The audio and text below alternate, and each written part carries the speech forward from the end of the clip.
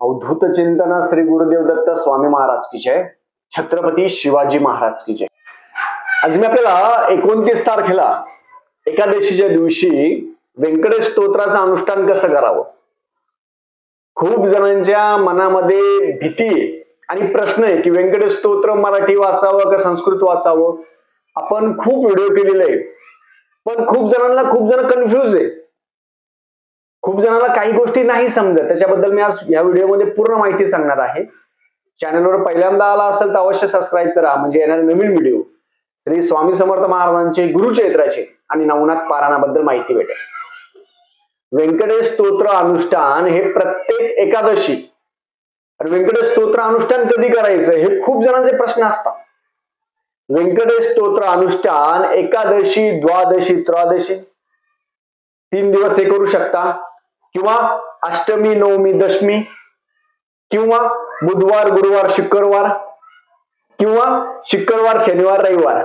तुम्ही अमावस्या सोडून कधीही व्यंकटेश स्तोत्र अनुष्ठान आपल्या घरी करू शकता. एकादशीच्या दिवशी 1 दिवसाचं करायचं आणि एरवी कधीही 3 दिवसाचं व्यंकटेश स्तोत्र अनुष्ठान तुम्ही करू शकता. 3 दिवसाचं व्यंकटेश स्तोत्र अनुष्ठान म्हटलं तर खूप जण घाबरतात. खूप जण मला फोन करतात, दादा व्यंकटेश स्तोत्र अनुष्ठान आम्ही खूप घाबरतो, दार वाजता, खिडक्या वाजता. हे आपल्या सगळ्या मनातल्या भावना आहे. काही वाजलं वाजू द्या. आणि अजून एक खूप जणांचा प्रश्न असतो, व्यंकटेश स्तोत्र अनुष्ठान केलं पण आम्हाला अनुभवच नाही आला. अनुभवासाठी व्यंकटेश स्तोत्र अनुष्ठान करू नका. एक गंमत म्हणून व्यंकटेश स्तोत्र अनुष्ठान करू नका. खूप जण गंमत म्हणून करतात ना, की प्रत्यक्ष बालाजी महाराज येता का, खिडक्या वाजता का, दारा वाजता का, सापा येता का. आपण देवाची चेष्टा करायची नाही, लक्षात ठेवा. खूप जणांचे मला मेसेज आले, कॉल आले, त्याच्यामुळे हा व्हिडिओ करतोय मी. देवाची चेष्टा करायची नाही. आपण श्रद्धायुक्त पठण करायचं. त्यांनी त्याच्यामध्ये काय सांगितलं की जो श्रद्धायुक्त पठण रात्री 12 वाजता करेल, प्रत्यक्ष मूर्ती अवतरली. बालाजी महाराज प्रत्यक्ष दर्शन देत असतात, पण आपल्याला समजत नाही कशा पद्धतीने दर्शन देतात. तुम्ही म्हणणार, दादा मग मला दर्शन नाही दिलं का. दिलेलं आहे. बालाजी महाराजांनी दर्शन दिलं, त्याच्यामुळे माझा जो हे असतं की प्रत्येकाच्या मनातील भीती दूर करणं, हेच गोष्ट आहे. बाकी दुसरं काहीच नाही. प्रत्येकाने न घाबरता व्यंकटेश स्तोत्र पठण करणं, हेच बालाजी महाराजांच्या ही माझी सेवा आहे. मला काहीच विषय नाही, तुम्ही करायला पाहिजे. तर 29 तारखेला एकादशी आहे. एकादशी, द्वादशी, त्रयोदशी तुम्ही या 3 दिवसामध्ये रात्री व्यंकटेश स्तोत्र अनुष्ठान करू शकता. मग रात्री 12 वाजताच करायचं का. ज्यांना शक्य असेल, ज्यांचं काम अडकलं असेल, आता अति कठीण प्रसंगात असेल, त्यांनीच रात्री 12 वाजता, रात्री 11:30 वाजता आंघोळ करायची. छानपैकी आंघोळ करायची. आंघोळ केल्यानंतर तुम्ही म्हणणार, मग 11:30 पर्यंत आम्ही झोपतो, टीव्ही पाहतो, झोपतो, मग उठतो, आंघोळ करतो. नाही, झोपायचं नाही. 11:30 वाजता आंघोळ करायची. आंघोळ केल्यानंतर निळच वस्त्र घालायचं का असं काहीच नाही. आंघोळ करायची. आंघोळ केल्यानंतर सवळं घालायचं. सवळं जे असतं ते सवळं घाला.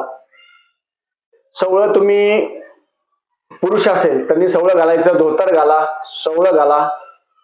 महिला असेल त्यांनी साडी घालावी, डोक्यावर पदर घ्यावा, हातामध्ये बांगड्या घ्यावा, कपाळी कुंकू, हळद लावायचं. पुरुषांनी पण भस्म लावा, हळद लावा. आणि ते केल्यानंतर आपण काय करायचं, हे केल्यानंतर 11:30 वाजता बसायचं. 11:30 वाजता आंघोळ करून आपण बसल्यानंतर नामस्मरण करा, आपल्या गुरुमंत्राचा जप घ्या आणि बरोबर 12 वाजता आपल्याला व्यंकटेश स्तोत्र वाचायला बसायचं. व्यंकटेश स्तोत्र संस्कृत वाचायचं का मराठी वाचायचं, खूप जणांचा प्रश्न आहे. लक्षात ठेवा, व्यंकटेश स्तोत्र संस्कृत वाचावं. मराठी वाचायला 4 ते 5 तास लागतात. मराठीचं अनुष्ठान पण मी केलेलं आहे, बालाजी महाराजांनी करून घेतलेलं आहे. त्याच्यामुळे मराठी व्यंकटेश स्तोत्र वाचायला 5 तास लागतात. त्याच्याऐवजी तुम्ही व्यंकटेश स्तोत्र संस्कृत हे वाचायला कमीत कमी 1.5 तास, खूप आहे, 1.5 तास नाही तर 2 तास, 1.5 तासामध्ये होऊन जातं. 45 मिनिटामध्ये होतं व्यंकटेश स्तोत्र संस्कृत. संस्कृत मध्ये ओव्या किती ओव्या असतात. व्यंकटेश स्तोत्र संस्कृत किती ओव्याचं आहे? ते 15 ओव्याचं आहे. 15. मग आपल्याला व्यंकटेश स्तोत्र वाचायचं. रात्री 12 वाजता आपण चालू करणार. एक तुपाचा दिवा, तेलाचा दिवा, बालाजी महाराजांचा फोटो ठेवा. खूप जण म्हणणार दादा बालाजी महाराजांचा फोटो असलाच पाहिजे का? आपण ज्या देवताचं स्मरण करतो, ज्या देवतेची सेवा करतो, त्यांचा फोटो असणं महत्वाचं आहे. म्हणून बालाजी महाराजांचा छोटा मोठा तुम्हाला जो वाटेल तो फोटो आणून घ्या. फोटो ठेवायचा. फोटो ठेवल्यानंतर साधी पूजा मांडणी करा.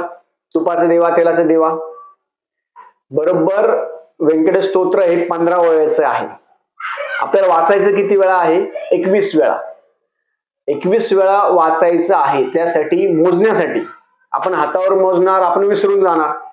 त्यासाठी 21 कॉईन घ्या किंवा दुसरं काही तुम्हाला घेता येईल मोजण्यासाठी ते घ्या. कॉईन कसं आपल्या सोबत पाकिटमध्ये आपण ठेवू शकतो. 21 कॉईन घ्यायचे. 1 रुपया 2 रुपये काही असेल. कॉईनला गंधाक्षदा फुल लावायचं. आपल्या पोथी असेल व्यंकटेश स्तोत्र, तुम्हाला पाठ जरी असलं, पुस्तक आपल्या हातामध्ये ठेवायचं. पुस्तकाला गंधाक्षदा फुल लावायचं. व्यंकटेश स्तोत्र 15 ओव्याचं आहे. 8व्या ओवीपर्यंत वाचायचं. सर्वदेवैक शरणम सर्वदेवैक दैवतम सर्वदेव शिखामणी. 8व्या ओवीपर्यंत व्यंकटेश स्तोत्र वाचायचं. एकूण ओव्या आहेत 15. 15 पैकी 8व्या ओळीपर्यंतच वाचायचं. तुम्ही म्हणणार दादा का बरं? 8व्या ओळीच्या पुढे जे आहे ते फलश्रुती आहे. प्रत्येक ओळीला मागायचं नाही आपल्याला, हे पाहिजे ते पाहिजे. 8व्या ओळीपर्यंत आपण 20 वेळा म्हणायचं. आपल्याला टोटल म्हणायचं किती वेळा आहे? 21 वेळा. मग आपण 8व्या ओळीपर्यंतच 20 वेळा म्हणायचं. सर्वदेवैक शरणम सर्वदेवैक दैवतम सर्वदेव शिखामणी. हे 8व्या वेळीपर्यंत म्हणायचं. हे म्हटलं की परत व्यंकटेशो वासुदेवा प्रद्युम्नो मित विक्रमः संकर्षण अनिरुद्ध शेषादी प्रतिरेवच जनार्दन पद्मनाभो व्यंकटाचलवासिना सृष्टिकर्ता जगन्नाथो माधव भक्तवत्सला. हे पहिल्यापासून सुरुवात करायची. 8व्या वेळेपर्यंत थांबायचं. हे झालं 20 वेळापर्यंत. 21व्या वेळेस कॉईन हातामध्ये घ्यायचे आणि पूर्ण 1 ते 15 ओव्या वाचायचं. व्यंकटेश स्तोत्र वाचन करताना मोठ्याने वाचायचं. व्यंकटेशो वासुदेवः प्रद्युम्नो मित विक्रमः संकर्षण अनिरुद्ध शेषादी प्रतिरेवच. प्रत्येक शब्द वाचायचा. आपल्याला वाचून संपवायचं नाहीये. लक्षात ठेवा, वाचून नाही संपवायचा. प्रत्येक शब्द वाचायचा. सर्वदेवैक शरणम सर्वदेवैक दैवतम सर्वदेव शिखामणी असं झालं ते कॉईन सोबत ठेवून द्यायचं. असं 21 वेळा वाचायचं. नंतर सिद्धकुंजिका स्तोत्र घ्या. आरती घ्यायची. बालाजी महाराजांची आरती घ्या, गणपती बाप्पाची आरती घ्या, देवीची आरती घ्या. शिव आणि शक्ती दोघांची आरती घ्यायची. हे तुम्ही एका दिवसाचं पण करू शकता. 3 दिवसाचं पण व्यंकटेश स्तोत्र करायचं. दुसऱ्या दिवशी तांदूळाची खिचडीचा नैवेद्य दाखवा. तिसऱ्या दिवशी ब्राह्मणाला शिधा दक्षिणा द्यायचं. उद्यापन होऊन जातं व्यंकटेश स्तोत्र अनुष्ठानाचं.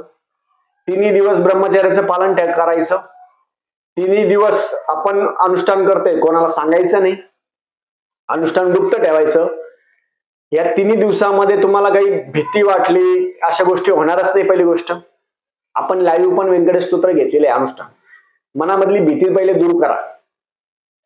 मी म्हणतो बालाजी महाराज तुमच्या बाजूला येऊन बसले तर तुम्हाला घाबरले नाही पाहिजे. तुम्ही नाही घाबरले पाहिजे.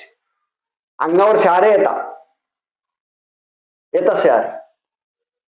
माझा एक तसा अनुभव झाला होता. मी एकटाच वाचायला बसलो होतो. अंघोळ करून बसलो, व्यंकटेश स्तोत्र वाचलं. मला असा भास झाला कोणतरी माझ्या आजूबाजूला आहे. होऊ द्या. मी म्हणतो बालाजी महाराज जरी आले ना समोर, आपण काही मागू शकत नाही. आपण म्हणणार का गाडी पाहिजे, बंगला पाहिजे, घर पाहिजे, लग्न होऊ द्या. आपल्या भौतिक गोष्टी मागणार आहे का? मी तर स्वतः मागणार नाही बाबा.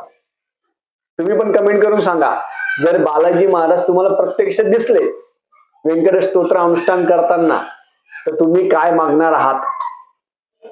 अहो, वाचा बंद होती माणसाची. माणूस लटलट कापतो. देव भेटणं सोपं नाही. आणि देव भेटल्या लोक घाबरतात ना. प्रत्यक्ष मूर्ती अवतरली, बालाजी महाराज येतात ते भक्तासाठी येत असतात. भक्तासाठी येत असतात. तुमची मनापासून वाचन पाहिजे. तुम्ही नुसतं वाचताय फक्त संपवायचं आपल्याला नाही, तसं नाही. मनापासून करा आणि स्वतःहून करा. असं नाही कोणी म्हणतंय तुम्हाला करा करा, बळजबरी बसले, दिखावासाठी बसले, अनुभव येणार नाही. स्वतःसाठी बसायचं. वाचतो कोणासाठी? आपल्यासाठी. अनुभव आला नाही आला सोडून द्या, अनुभवासाठी करूच नका. आणि जे अनुभवासाठी करताय त्यांनी करू नका, माझं मत आहे. बालाजी महाराजांचं एक आशीर्वाद प्राप्तसाठी करावं, दुसरं काही नाही. भौतिक स्टेटससाठी असतं. खूप जण करतात, लग्न उद्या, जॉब भेटू द्या, मुलबाळ असेल, हे भौतिक गोष्टी. आपण हे करायचं. 3 दिवस अनुष्ठान करा. 1 दिवसामध्ये 1 दिवसाचं करायचं. दुसऱ्या दिवशी ब्राह्मणाला शिधा दक्षिणा वस्त्र द्या. नैवेद्यामध्ये तुम्ही तांदळाची खिचडी, बालाजी महाराजांना काय आवडतं? तांदळाची खिचडी, साधी खिचडी तांदळाची. परत त्याच्यामध्ये तुम्ही खडी साखर असेल, खडी साखर बालाजी महाराजांना खूप आवडते. खडी साखर जरी ठेवली ना प्रसन्न होते. खडी साखर असेल, खारे शेंगदाणे असेल, हे बालाजी महाराजांना ठेवायचं, आरती करायची आणि आपलं अनुष्ठान पूर्ण करायचं. न घाबरता जो व्यक्ती अनुष्ठान करतो तर बालाजी महाराज दर्शन देत असतात. आपलं मन निर्मळ पाहिजे. छानपैकी झाल्यानंतर रात्री झोपायचं. झोप पण चांगली लागते. 3 दिवस ब्रह्मचार्याचं पालन करायचं. 3 दिवस कोणाशी काही बोलायचं नाही. 3 दिवस कोणाच्या घरी खायचं नाही. आणि तुम्ही आयुष्यात एकदा अनुष्ठान करा, त्याचा अनुभव तुम्ही स्वतः घ्या. झालेली सेवा आम्ही बालाजी महाराजांनी रुजू करतो. आणि आपण पण एकादशी निमित्त 3 दिवस 9:30 वाजता अनुष्ठान घेणार आहे. गुरुवार, शुक्रवार, शनिवार 9:30 वाजता अनुष्ठान घेणार आहे आपण. कारण ज्यांना रात्री जमत नाही त्यांनी दिवसा करावं. आपण प्रत्येक एकादशीला विनामूल्य अनुष्ठान घेत असतो. विनामूल्य, 1 रुपया घेत नाही आपण. त्याचं खूप ठिकाणी पास घेता. ही सेवा करायची, हे पास घ्या. ती सेवा करायची, ते पास घ्या. पास बीस आपण काही नाही घेत.